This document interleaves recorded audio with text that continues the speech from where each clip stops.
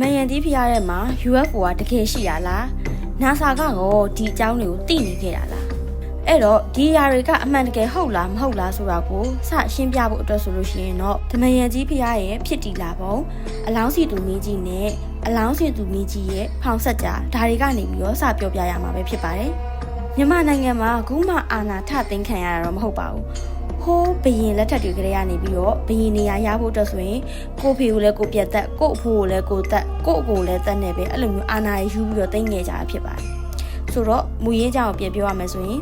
အလောင်းစီလူမင်းကြီးကတိုင်းပြည်ကိုကြွယ်ဝချမ်းသာစေခဲ့ပြီးတော့တိုးတက်လာအောင်လို့လှုပ်ဆောင်နိုင်ခဲ့တဲ့မင်းတစ်ပါးပဲဖြစ်ပါတယ်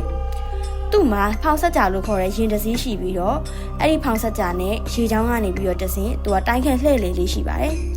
မြန်မာနိုင်ငံနေရအနှံ့ကိုတင်သူကတိုင်းခန့်လှည့်လေတာမဟုတ်ဘဲနဲ့ပြည်ပနိုင်ငံတွေဖြစ်တဲ့တီဟိုတို့မလေးကျွန်းတို့အဲ့လိုနေရာမျိုးတွေမှာပါအဲ့ဒီဖောင်ဆက်ကြာနဲ့သူကတိုင်းခန့်လှည့်လေလေးရှိတယ်အဲ့ဒီနေရာရောက်တဲ့အခါမှာလည်းသူ့ရဲ့ဖုံးတကိုးတွေစွမ်းအားတွေကိုပြသခဲ့တဲ့အတွက်ကြောင့်မို့လို့အိန္ဒိချင်းနိုင်ငံတွေဖြစ်တဲ့ထိုင်းကမ္ဘောဒီးယားနဲ့အိန္ဒိယတို့ကဆိုလို့ရှိရင်အလောင်းစီသူမင်းကြီးကိုနှစ်တပါးလို့တောင်မှပဲခေါ်ဝေါ်ခဲ့ကြတယ်ဘလောက်ပဲနှစ်တပါးလို့တင်စားခံရ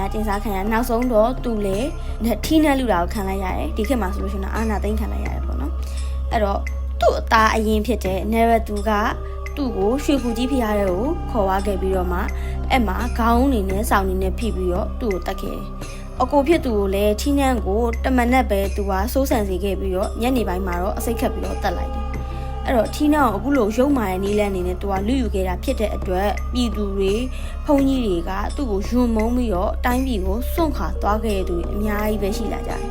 အဲ့ဒါကိုသူ့ကိုမုန်းလာကောင်းလားဆိုပြီးတော့ပြည်သူတွေကိုခေါ်ပြီးတော့ဖမ်းဆီးတယ်နှိပ်စက်တယ်တပ်ပစ်တယ်အဲ့လိုမျိုးရှိခဲ့တယ်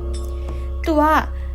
သူ့အဖေရဲ့ဖောင်ဆက်ကြကိုလည်းစီးဖို့စူးစမ်းခဲ့တယ်ပေါ့နော်အဲ့လိုမျိုးစူးစမ်းခဲ့ပေမဲ့လည်းသူ့အဖေနဲ့ဖုံးကန်ခြင်းမတူတာရဲ့ဖောင်ဆက်ကြကိုဘယ်လိုစီးရမလဲဘယ်လိုအသုံးပြုရမလဲဆိုတော့မသိနိုင်ရဲ့လည်းဖြစ်နိုင်တာအတွက်ကြောင့်မလို့သူကဖောင်ဆက်ကြကိုစီးလို့မရခဲ့ဘူးပေါ့နော်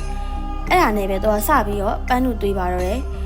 သူကဖအေးကိုတက်ခဲ့ရတဲ့ကြောင့်မို့လို့သူနောင်နာရပါတယ်ဒါကြောင့်မို့လို့သူ့ရဲ့ဖခင်